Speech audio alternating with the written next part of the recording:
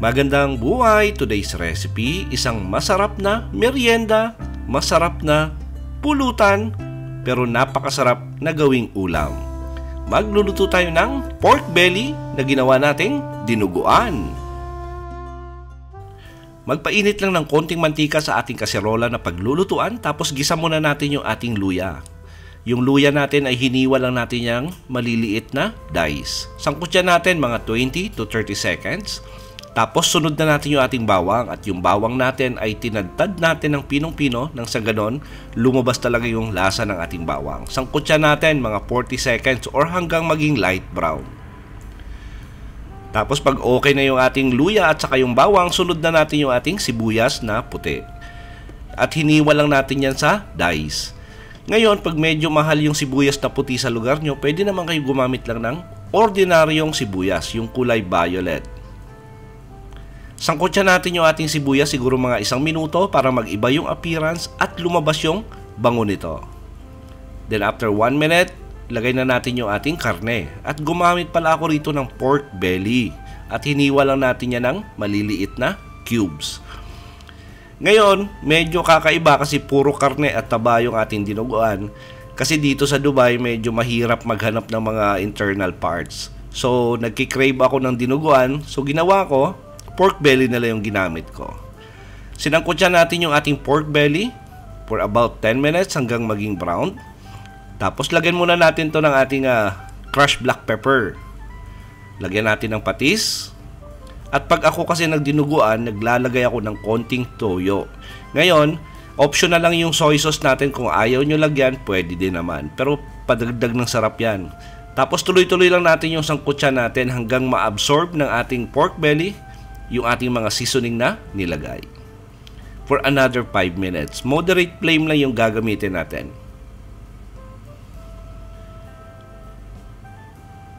Tapos pag okay na, lagay na natin yung ating green chili.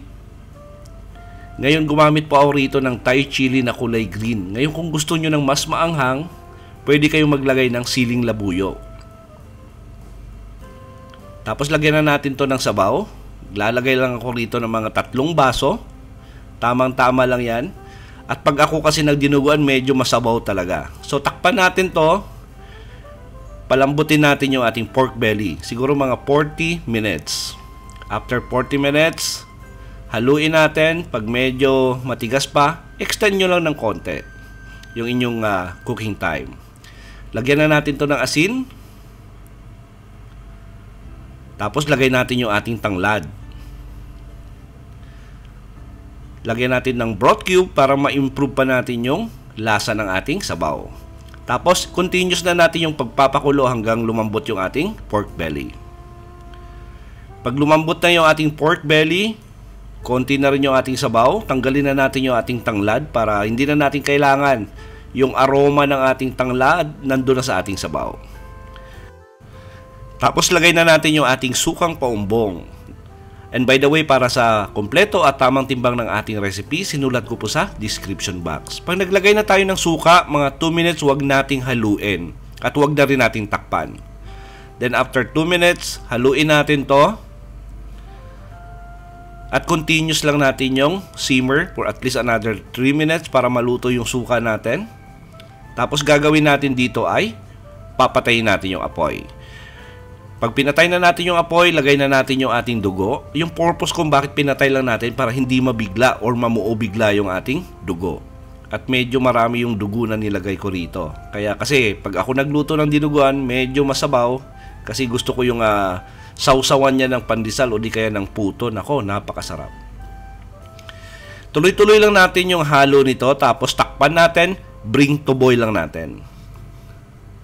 Ngayon pag kumukulo-kulo na yung sabaw, tanggalin nyo yung takip, tapos tuloy-tuloy lang natin yung paghalo.